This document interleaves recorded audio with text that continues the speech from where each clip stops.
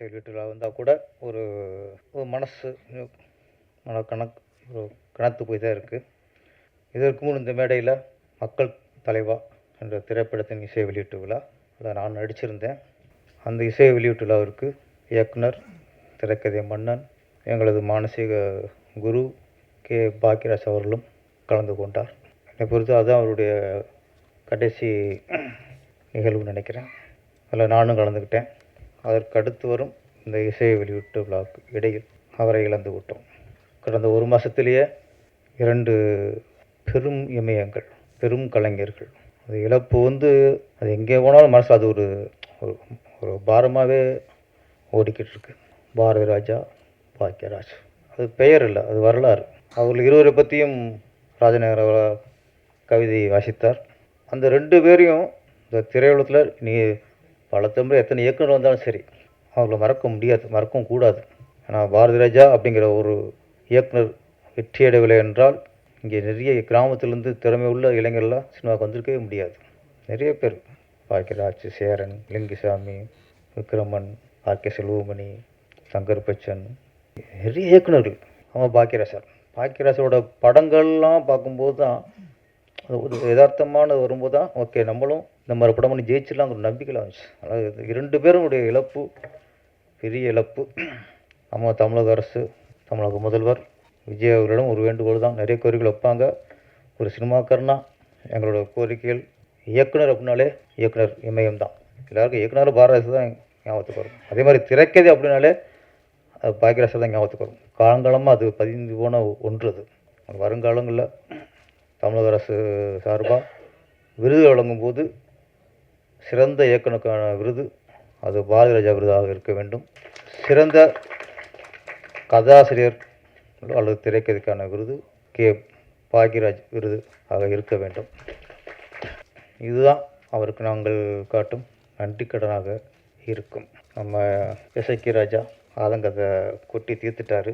எல்லா மேடையிலுமே ப்ரொடியூசருடைய சைட்லேருந்து அவருடைய ஆதங்கத்தை வெளிப்படுத்துவது ஆதங்கம் இல்லை, அது உண்மை. ஒரு தொழில் அப்படிங்கிறது எந்த தொழிலாக இருக்கட்டும், மளிகை கடையாக இருக்கட்டும், டீ கடையாக இருக்கட்டும், எந்த தொழிலாக இருந்தாலும் சரி, துணிக்கடையாக இருக்கட்டும், ஹோட்டலாக இருக்கட்டும், தொழில்னாலே அது லாபத்தை நோக்கி தான், வியாபாரத்தை நோக்கி தான். அதுவும் தொழிலுங்கிறது. சினிமாங்கிறது தொழில் தான். ஆனால் இங்கே மட்டும் இப்போ வியாபாரத்தை நோக்கி இல்லை, லாபத்தை நோக்கி இல்லை. அதோட வெளிப்பாடு தான் அவர் பேசியிருக்கிறாரு. நல்ல தீர்வு வர வேண்டும். ஏன்னா வர்றாங்க சின்ன சின்ன நடிகர்களுக்கு, சின்ன சின்ன டெக்னீஷியன்களுக்கு சம்பளம் கொடுக்குறாங்க, சாப்பாடு போடுறாங்க, அப்படியே போயிடுறாங்க. அப்படியே ஒரு ப்ரொடியூசர் வந்துட்டால் குறைஞ்சது 5-6 படமாக பண்ணணும். அதான் ஆரோக்கியமான சினிமா. ஒரு படம் வந்து எடுத்தார் போயிட்டாருங்கிறது ஆரோக்கியமான சினிமா இல்லை. அந்த ஒரு இது வரணும். இப்போது பழைய காலம் வரணும். அடுத்து இசையமைப்பாளர் தினா அவர்கள், என்னோடய திருப்பாச்சியோட அதான் முதல் படம், என் முதல் படத்தின் இசையமைப்பாளர். திருப்பாச்சி படத்தோட வெற்றிக்கு பாடல்களும் பெரும் காரணம். அது இப்போ பாட்டாக ஈஸியாக கேட்டுடலாம். நீ எந்த ஊர், நான் எந்த ஊர், கும்பிட போனதையும்லாம். ஆனால் அது டியூன் வாங்கி பெண்டை கழட்டினதுலாம். ஆனால் என்னென்னா தீனா சார்கிட்ட திருப்பாச்சியில் புது டேரக்டர் தானே, புது டேரக்டர் தான் அப்படின்னு ஒரு அலட்சியப்படுத்தாமல் பெரிய இயக்குனருக்கு, ஒரு சாதிச்ச இயக்குனருக்கு என்ன மதிப்பு கொடுத்து ஒரு இசையமைப்பாளர் டியூன் போட்டு கொடுப்பாங்களோ அந்த மாதிரி எனக்கு போட்டு கொடுத்தார். அதுக்கு சில சபையில் நன்றி சொல்லணும். 4 சவத்துக்குள்ளே கொடுக்குற தண்டனையும் 4 சவத்துக்கு கொடுக்குற சொல்கிற நன்றியும் மதிப்பு இல்லை. தண்டனைனா 4 சவத்துக்கு கொடுக்கக்கூடாது, அது மாதிரி தான். அடுத்து குழு சுரேஷ் வந்துருக்காரு. ஆமாம், சில நேரத்தில் கூலாக இருக்கும், சில நேரத்தில் சூடாகவும் இருக்கும். ஆமாம், சில நேரத்தில் சூடு சுரேஷ் ஆயிடுவார். இந்த படத்தின் முதல்ல தயாரிப்பாளருக்கு நன்றி சொல்லணும், விமலா ராஜநாயகம். ஏன்னா முதல்ல வாழ்த்து அப்படிங்கிறத விட முதல்ல நன்றி சொல்லணும் இந்த சின்ன சின்ன தயாரிப்பாளர்கள்லாம். ஏன்னா நீங்கள் தான் சின்ன சின்ன கலைஞர்களுக்கு, சின்ன சின்ன நடிகர்களுக்கு, சின்ன சின்ன டெக்னீஷியர்களுக்கு அவங்களுக்கெல்லாம் ஒரு வேலை வாய்ப்பு கொடுத்து ஒரு 5-6 மாதம், 1 வருஷம்லாம் 4-5 வருஷமாக வேலை இல்லாமல் இருப்பாங்க. உங்களுக்கு சின்ன ப்ரொடியூசர் தான் அவங்களுக்கு வேலை கொடுக்குறீங்க. அதுக்கு முதல்ல என்னோட நன்றி. அப்புறம் ராஜனா நிறைய இயக்குனராக இருக்கட்டும், மியூசிக் டைரக்டரு எல்லாருமே கேரளா. அந்த பாடல் இங்கே வந்துட்டு இந்த பாடல் தான். தீனா சார் சொன்ன மாதிரி வந்தாரை வாழ வைப்போம், வந்தாரை ஆழவும் வைப்போம். அங்கே தமிழர்கள் அங்கே தான். அதனால் இங்கே வந்து எங்களுக்கெல்லாம் மலையாளம், தெலுங்கு, கன்னடாலாம் இல்லை. இங்கே வந்துட்டால் கலைஞர்கள், சினிமா மியூசிக் டைரக்டர் சதீஷ் சங்கருங்கிறது, சங்கர் எங்களுக்கு இசையமைப்பாளர் தான். எங்களுக்கு மொழிலாம் தேவையில்லை. இயக்குனர் ராஜேஷ், அவர் இந்த மொழி அந்த மொழிலாம் இல்லை, அவருக்கு சினிமா மொழி தான், திரைமொழி தான் எங்களுக்கு. அது மாதிரி ராஜநாயகம் வந்து அதெல்லாம் பார்க்காம கதையை மட்டும் பார்த்துருக்காரு, மொழியை பார்க்கல அவர். அந்த வகையில் உங்களுக்கு நன்றி சார். ராஜேஷ் அது துணிச்சலை பாராட்டணும். ஏன்னா ஒரு இயக்குனர் வந்து பிகினிங்கே ஹீரோ நடிக்கிறதுங்கிறது எல்லாருக்கும் அந்த தைரியம் வந்துடாது. எனக்கு திருப்பாச்சி, சிவகாசி, திருப்பதி, திருவண்ணாமலை, அதுக்கடையில் பழனி. ஆமாம், பழனி முடிஞ்சதுக்கப்புறம் நிறைய வாய்ப்புகள் ஹீரோ நடிக்க வேண்டிய வந்துச்சு. சில பெரிய ப்ரொடியூசரு சில டேரக்டர்லாம் அனுப்பி கதைலாம் சொல்ல சொன்னாங்க. ஆனால் எனக்கு பயம். நல்லா போயிட்டுருக்கு, ஆண்டவன் நல்ல ஒரு இயக்குனருக்கு ஒரு பாதையை கொடுத்துருக்கான், நல்லா தானே போயிட்டுருக்கு. சின்ன பயம் வந்துச்சு, வேணாம் பேரரசு ஒழுங்காக வந்து வேலையை பாரு. ராசு மதுரவன் வந்து மாயண்டு குடும்பத்தாரில் ஃபஸ்ட் என்னத்தையும் கேட்டார், ஃபஸ்ட்லாம் மாட்டேன்ட்டேன். அது என்னென்னா பயம்தான். நம்மளாம் அதுக்கு சரிப்பட்டு வருவோமா, நமக்கு இந்த தகுதி இருக்கா, நம்ம ஊர்லேருந்து டைரக்டராக இருந்தால் கிளம்பி வந்தோம், இப்படிலாம் நினச்சோம். பயம்தான். ஆனால் ராஜேஷை பொறுத்த வரைக்கும் அந்த பயம் இல்லை. முதல்ல துணிச்சல். அந்த துணிச்சல் எங்கே வரும்னா கதை மேலே உள்ள கான்ஃபிடென்ட், தன் கதையில் மேலே உள்ள நம்பிக்கை. அப்போ இந்த கதையில் யார் நடித்தாலும் ஹிட் ஆகும்போது அதையே நாமளும் நடிக்கக்கூடாது, அந்த முடிவு தான். ஆனால் படம்லாம் பார்க்கும்போது ஹீரோ ஓகே சார், நீங்கள் நம்ம சரியில்லை, நீங்கள் கரெக்டாக இருக்கிய, என்ன ஹீரோனுக்கு ஹைட்டாக இருக்கு, அவ்வளோதான். அது பிரச்சனை இல்லைங்க, ஹைட்லாம் பிரச்சனையே இல்லை. என்ன அந்த கொஞ்சம் டூயட்டில் கொஞ்சம் லவ் சீனில் கொஞ்சம் அச்சம் தெரியுது, கொஞ்சம் நெருங்க பயப்படுறாரு. ஒரு ஹிட்டு வந்துச்சுன்னா போதும், அப்புறம் கிட்ட போயிடலாம், அது வரைக்கும் எட்டதான் இருக்கணும். அந்த தயக்கத்தை கொஞ்சம் தூக்கி போட்டுருங்க. படத்தோட கண்டென்ட் வஞ்சி தினாசா சொன்ன மாதிரி ஒரு நல்ல டைட்டில். சீசா இயக்குனர் குணா அவருடைய உங்கள் வாய்ஸு நல்லாயிருக்கு சார். ஆமாம், சில இயக்குனருக்கு தான் வாய்ஸு கண்ணீருங்க. எங்கள் பாலராஜா சாரோட வாய்ஸு நமக்கு ரொம்ப மைனஸு, அதனால் நமக்கு மைனஸாக இருக்கும்போது உங்கள்கிட்ட அது ப்ளஸ்ஸாக இருக்குது. ஆமாம், வாய்ஸ் நல்லா இருக்கும். ஓகே ஓகே, வாழ்த்துக்கள். வஞ்சி படம் கதை கொஞ்சம் லைன் சொன்னாங்க, நல்ல கதை. இதில் வந்து ஒரு விஷயம் டைரக்டரும் பிடிச்சி சொல்லும்போது ஒரு ஃபீல் ஆச்சு. ஊர்களெலாம் நிறைய குடும்பங்களில் இந்த சித்தப்பா இருப்பாங்க, இல்லை பெரியப்பா இருப்பாங்க. அது சித்தப்பா கூட மாட்டாங்க, பெரியப்பனை கூட மாட்டாங்க, அப்பா அப்பனை கூப்பிடுவாங்க. அது அது ஒரு ஒரு கலாச்சாரம், அது பாச பிணைப்பு. அது சித்தப்பாவையும் அப்பா ஸ்தானத்துலேயே வச்சுருப்பாங்க, பெரியப்பாவையும் அப்பா ஸ்தானத்தில் வச்சுருப்பாங்க. எங்கள் இதில் இப்போ எங்கள் குடும்பத்தில் அப்படித்தான். பல வருஷமாக சித்தப்பா அப்பாவும் கூப்பிடுறது. சில நேரத்தில் எங்கள் சித்தப்பா பேர் விருதப்பான்றது தெரியும், எந்த அப்பான்னு தெரியல, விருதப்பா. அது மாதிரி அது ஒரு ஈக்குவல்ஸ், அப்பா ஸ்தானத்தில் எல்லாரும் ஒன்று தான். அது மாதிரி இந்த கதையிலையும் ஆக்சுவலி சித்தப்பா தான் ஹீரோ. அதில் நான் கதை கேட்ட வரைக்கும் சித்தப்பா எந்த ஒரு கதையில் வந்து கதாநாயகியோட யார் டியூட் போகிறாங்களோ அவங்க தான் ஹீரோன்னு இல்லை, அது ஹீரோன்னு ஒரு பட்டமாக இருந்தது. அந்த கதாநாயகிக்கு யார் ஆறுதலாக சப்போர்ட்டாக அவங்க வாழ்க்கையை நிர்ணயிக்கிறாங்க, அவங்க தான் ஹீரோ. அதுக்காக இந்த படத்தில் சித்தப்பா ஹீரோ. அந்த சித்தப்பா தான் நம்ம ராஜநாயகம் அவர்கள். நல்லா நடிச்சிருக்காங்க. கதாநாயகி அம்மா எனக்கு ஸ்க்ரீனில் பார்க்குறேன், நேராக பார்த்தோன்னா எனக்கு பயங்கர அதிர்ச்சி. அதுவும் ஹோம்லியாக இருக்கேன், பார்த்து டக்குன்னு கிளாமராக இருக்குன்னு பார்த்துட்டாங்க. இந்த படத்தோட கதாநாயகி அவங்களும் ஹீரோயின்ஸ் ஒரு ஸ்டோரி மாதிரி தான். அது வீர பெண்மணி, பெண்ணுங்கிற தைரியமாக இருக்கணும் அப்படிங்கிற சொல்கிறாங்க.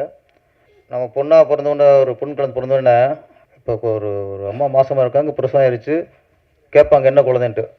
ஆண் குழந்தை வச்சுங்களேன் என்ன சொல்லுவாங்க, ஆம்பளை பிள்ளைன்றாங்க, ஆம்பளை பிள்ளை பிறந்துருக்குன்றாங்க. பெண் குழந்தை பிறந்தா பெண் குழந்தை பிறந்த சொல்ல மாட்டாங்க, மகாலட்சுமி சொல்லுவாங்க. அதான் உண்மை. ஆம்பளை பிள்ளை தான், பொம்பளை பிள்ளை தான் மகாலட்சுமி. சில நேரங்களில் அதான் வீரலட்சுமி. பிறக்கும்போது மகாலட்சுமி பிறக்கணும், ஆனால் வளரும்போது வீரலட்சுமியாக வளரணும். பெண்களை அப்படி வளர்க்கணும். இந்த படத்தில் அப்படித்தான் மகாலட்சுமியாக பிறந்த ஒரு பொண்ணு கிளைமாக்ஸில் வீரலட்சுமியாக மாறிடுச்சு. கரெக்டாக டைரக்டர் சார்? இந்த காலகட்டத்தில் நிறைய அப்பாலாம் இருப்பிய. உடனே ஒரு உண்மை நான் சொல்கிறேன், யாருமே ஆம்பளை பிள்ளை பற்றதுக்காக பெருமைப்படாதீங்க. கல்யாணத்துக்கு தெரிஞ்சுக்குவோம். அவனுக்கு பெண் பிள்ளையை பற்றிட்டுலா பெருமைப்பட்டுங்க. பொம்பளை பிள்ளை தான் நம்மளை கவனிக்கும். இது வந்து பெருமைக்கெலாம் சொல்லிக்கலாம், ஆம்பளை பிள்ளைன்ட்டு. நமக்கு ஒன்றுன்னா பொம்பளை பிள்ளை தான் ஃபஸ்ட்டு நிற்கும். ஆம்பளை பிள்ளை பொண்டாட்டி கேட்பான் போகணுமா வேண்டாமான்ட்டு. பொம்பளை பிள்ளை புருஷனும் கேட்க மாட்டாது, கிளம்பி வந்துடும் எங்கள் அப்பா உடம்பு சரியில்லையான்ட்டு. கரெக்டு தானே? அப்புறம் ஒரு அப்பா வந்து இப்போல்லாம் நிறைய இப்போல்லாம் கூழ் குடும்பம் இல்லையே, எப்படியா இருந்தாலும் அப்பா அம்மா தனியாக விட்டுறாங்க. ஆம்பளை பிள்ளை ஒரு கொம்பு தண்ணி கொடுத்துட்டு போயிடுறான், பொம்பளை பிள்ளை கட்டி கொடுத்துருவாங்க. ஒரு அப்பாவோ அம்மாவோ பொண்ணு வீட்டுக்கு போய் 1 மாதம் வந்துடுவாங்க சார், உரிமையாக இருப்பாங்க. பையன் வீட்டில் 3 நாள் இருக்க முடியாது. பையன் வீட்டில் இருந்துட்டு மத்தியானம் ஒரு 1:30 மணி ஆச்சு, மருமகள்கிட்ட நம்ம சாப்பிட்லாமா கேட்க முடியாது. பசிக்குது சாப்பிட கேட்க முடியாது. எப்போ போடுதோ அப்போ தான். இந்த பையன் வீடு 11 மணிக்கு டீ சாப்பிடணும்னு தோணும், கேட்க தயங்கும் மருமகிட்ட. ஆனால் மக வீட்டில் போனால் அத்தா டீ போடுதாத்தா சொல்கிறோமா, 1 மணி பசிக்க ஆரம்பிச்சாம்மா பசிக்குதுத்தா சாப்பிட்லாமா. எங்கே உரிமையாக சாப்பாடு கேட்குறதோ டீ கேட்குறதோ சுடுதண்ணி கேட்குறதோ மகள்கிட்ட தான் முடியும், மக வீட்டில் முடியாது. அதனால் பொண்ணை பற்றவன் தான் பாக்கியசாலி, ஆம்பளை வீட்டு பற்றவன் பாக்கிசாலி. அவனுக்கு பாக்கி இருக்குது, பாவம்லாம் பாக்கி இருக்குது. அதனால் அந்த மேட்டர் சொல்கிறது தான் சார். இந்த இன்னொரு விஷயம் ரொம்ப நாளாக எனக்கு உள்ள விஷயம், அரசியல் ரீதியாகவே வச்சுங்களேன். ஏன்னா பெரிய விஷயம் சொன்னால் தான் அவங்களுக்கு கொஞ்சம் புரியும். டாக்டர் கலைஞர் அவர்கள் அரசியல் குடும்பத்திலேயே அவர் குடும்பம் தான் பெரிய குடும்பம். அவரோட கைது செய்ய போகிறார். அப்போ ஆளுங்கட்சியாக இருக்கவங்க ஜெயலலிதா மேடம் வீட்டுக்குள்ளே பூந்து கைது பண்ணுறாங்க. கைது பண்ணி அதிகாலையில் பார்த்தா அங்கே சென்ட்ரல் ஸ்டேஷனுக்கு அவர் வாசலில் அவர் உட்காந்துருக்கார். பெரிய அரசியல்வாதி, பலமுறை முதலமைச்சராக இருந்தவர், பெரிய குடும்பம். ஒரு பக்கம் அஞ்சார் நெஞ்சன்னு சொல்கிறாங்க, ஒரு பக்கம் தளபதினு ஒருத்தர் சொல்கிறாங்க, அப்புறம் ஒருத்தர் ஹீரோ ஆக்கியிருக்காரு. அவ்வளோ பேர் இருக்காங்க, அத்தனை ஆம்பளைகள், பெரிய குடும்பம். அவர் கைது பண்ணி சென்ட்ரல் வாசல் இருக்கும்போது அவர் கூட இருந்தது அவர் பொண்ணு தான் சார், கனிமொழி அவர்கள், வீர பொண்ணு சார். நான் அந்த சில பார்க்கும்போது இன்றைக்கும் கனிமொழி அவர் மேலே எனக்கு மரியாதை வரும். ஒரு அப்பா கைது பண்ணும்போது எந்த ஆம்பளை பிள்ளையும் கூட இல்லை சார், பொம்பளை பிள்ளை கூட இருந்துச்சு. அந்த கனிமொழிக்காக கைது இருக்கும் முதல்ல. ஏன்னா அது வீரப்பெண். அப்போ அப்பனுக்கு ஒன்று அப்படிங்கும்போது பொம்பளை பிள்ளை வந்து கூட உட்காந்துருக்கு, ஆம்பளை பிள்ளை யாரும் காணும்ல. அதனால் நீங்கள் யாராவது பொம்பளை பிள்ளை பார்த்துருந்தா பெருமையாக போய் தூங்கியிருக்க இன்னைக்கு. என்ன ஒரு நாளைக்கு நம்மளுக்கு ஒன்றா அதுக்கு வந்து நிற்கிங்க. அந்த பெருமை சொல்கிறது தான் இந்த வஞ்சி. இந்த வஞ்சிக்கு இது என்ன ஆகுதுன்னா, இதில் பெத்தப்பா மற்றப்பான்னு இல்லை, அதுக்கு வந்து யார் வாழ்க்கைக்கு பாதுகாப்பாக வாழ்க்கை மீது அக்கறைப்பட்டாங்களோ அவங்க தான் அதுக்கு அப்பா. பெத்துட்டா மட்டும் அப்பா இல்லை, யார் நம்ம மேலே அக்கறைப்படுறாங்களோ அவங்க தான் அப்பா ஸ்தானம். அதான சார் கதை? கரெக்டாக கொஞ்சம் புரிஞ்சு வச்சுருக்கேன்னு நினைக்கிறேன். ஒரு நல்ல மேட்ரு ராஜேஷ் அவர்கள் சொல்லியிருக்காங்க. அப்புறம் நான் இப்போ பார்த்துட்டு இன்னொரு அதிசயம், தமிழை கற்றுக்கணும், எனக்கு தமிழ்னா உசுறு, தமிழை பிடிக்கணும்னு சொல்லிட்டு ஒரு தமிழ் பாட்டு எழுதியிருக்காரு அவர் ஒருத்தர், பாடலாசிரியர். நம்ம இங்கே வந்து பாட்டு எழுதணும்னா உனக்கு இலக்கணம் தெரியுமா, யாப்பு தெரியுமா, கோப்பு தெரியுமா, இவ்வளவு இருக்குது. படிச்சிருக்கியா, தமிழ் எம்ஏவா, இவ்வளோ கேள்வி இருக்குது. ஆனால் ஒருத்தர் தமிழ் பிடிச்சிருக்கு, தமிழ் படிக்கலை, தமிழ் பிடிச்சிருக்கிறதுனால ஒருத்தர் பாட்டு எழுதியிருக்கிறாரு. உங்களுக்கு ரொம்ப பிடிச்சிருக்கு எங்களுக்கு. எங்கள் தமிழை யாருக்கு பிடிக்குமோ அவங்கள எங்களுக்கு பிடிக்கும். ஏன்னா அது அவர் என்ன, நீங்கள் என்ன பெண்டுகள் நீ பாட்டு எழுதுறதுக்கு அவர் ஈஸியாக பாட்டு உட்காந்துருக்காரு பாருங்க. கணேஷ் பாபு, கவிஞர் கணேஷ் பாபுக்கு வாழ்த்துக்கள். அடுத்த படத்தில் நடித்த அனைவருக்கும், அதில் ஒர்க் பண்ண அனைவருக்கும் என்னுடைய வாழ்த்துக்கள். இந்த படம் மிகப்பெரிய வெற்றி அடைய வேண்டும். விமலா ராஜநாயகம் அவர்கள் தொடர்ந்து படங்கள் எடுத்துக்கொண்டே இருக்க வேண்டும். நன்றி, வணக்கம். இந்த வீடியோ உங்களுக்கு பிடிச்சிருந்தா லைக் பண்ணுங்க, ஷேர் பண்ணுங்க, கமெண்ட் பண்ணுங்க. மறக்காம OH சினிமா சேனலுக்கு சப்ஸ்கிரைப் பண்ணுங்க.